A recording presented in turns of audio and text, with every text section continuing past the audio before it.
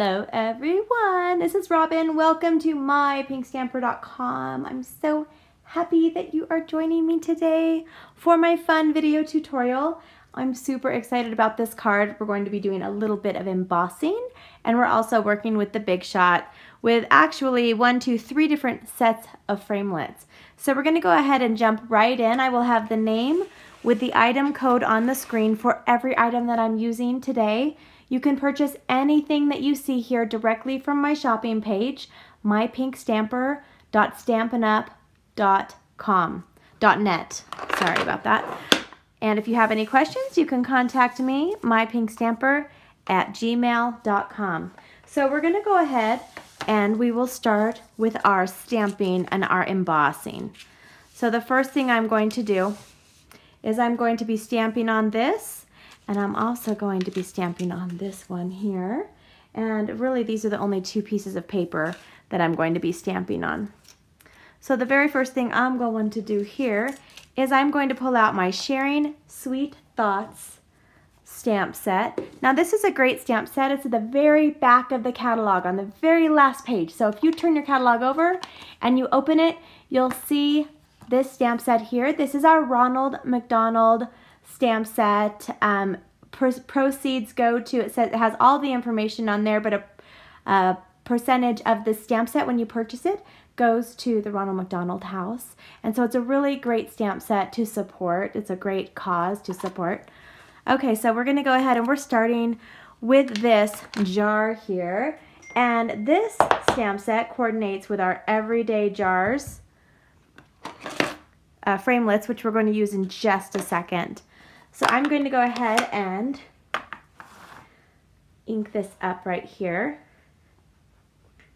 And this is with our basic black ink pad. Now this basic black ink pad is archival, so it's great for watercoloring and anything that you need to use markers on, our Wink of Stella, our aqua painters, blender pens, etc. All right. So that's the only thing I'm using that one on right now. We'll set this aside. Now I'm going to go ahead and we're going to be doing some embossing, but you're going to want to pull out your embossing buddy if you have it. And we're just going to do a quick swipe on that.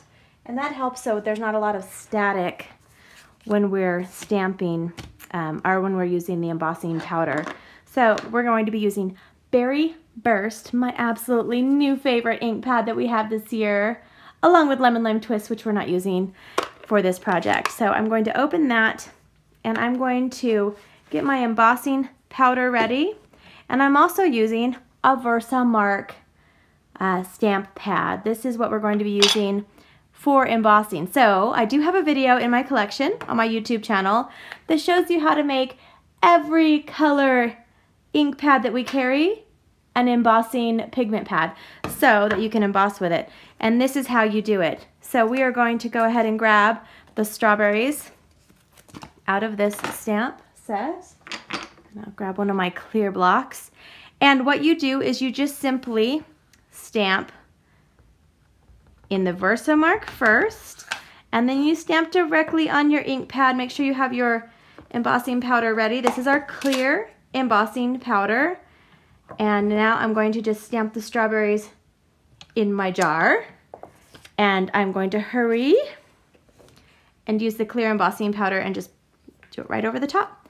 And now I can go ahead and emboss this. And I'm going to pull out my Stampin' Up! Heat tool.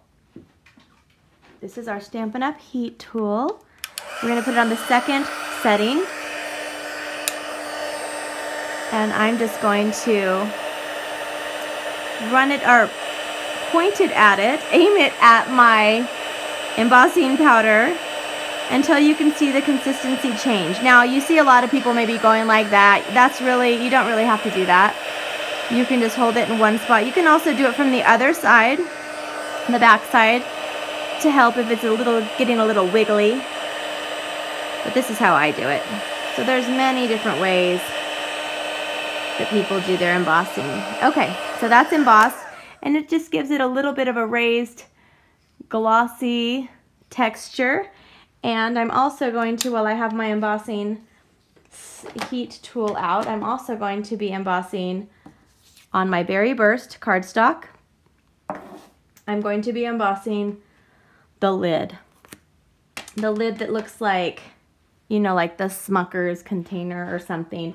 I do actually can, and so I love all of these stamp sets that coordinate. My computer's going crazy. That coordinate with, or that work with the canning and the canned goods. So I'm going to do the same thing here. Actually, I'm not going to be using my Berry Burst for this one. I'm going to go ahead and just emboss directly. Use the Versamark, which will just be with the clear embossing powder. And so I'm just doing it. I'm not using the ink on this one. And I forgot to use the buddy, so so this is what I have here, and I will go ahead, put this away. Okay, now I'm gonna use the heat tool. And this one's fun because you'll actually be able to see it change the consistency from white to what looks like clear, but it actually looks like Berry Burst. It's just like a watermark. You can use this with any of our cardstock. It gives it a nice shiny, bright look. It gives it a nice fun texture. Now it is time to pull out our big shots.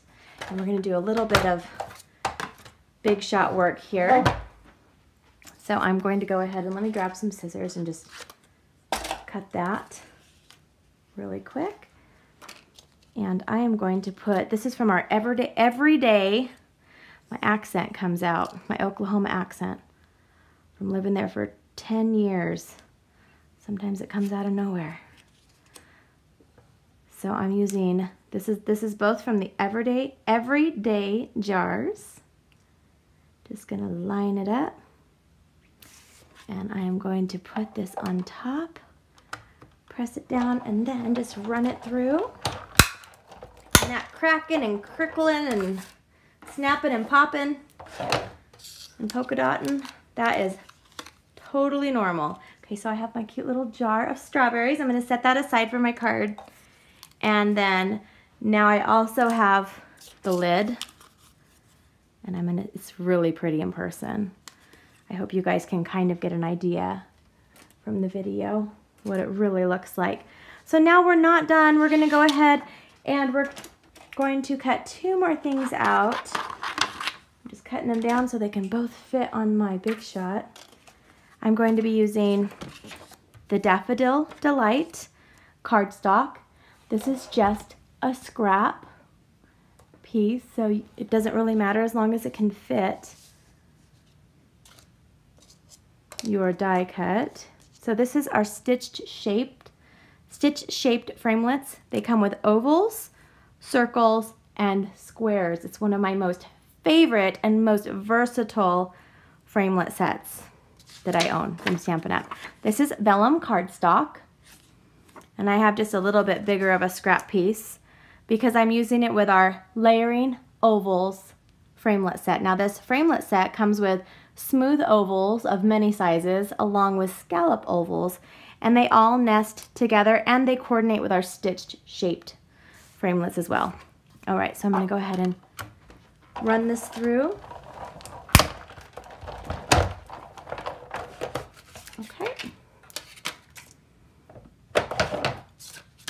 Let's set this aside.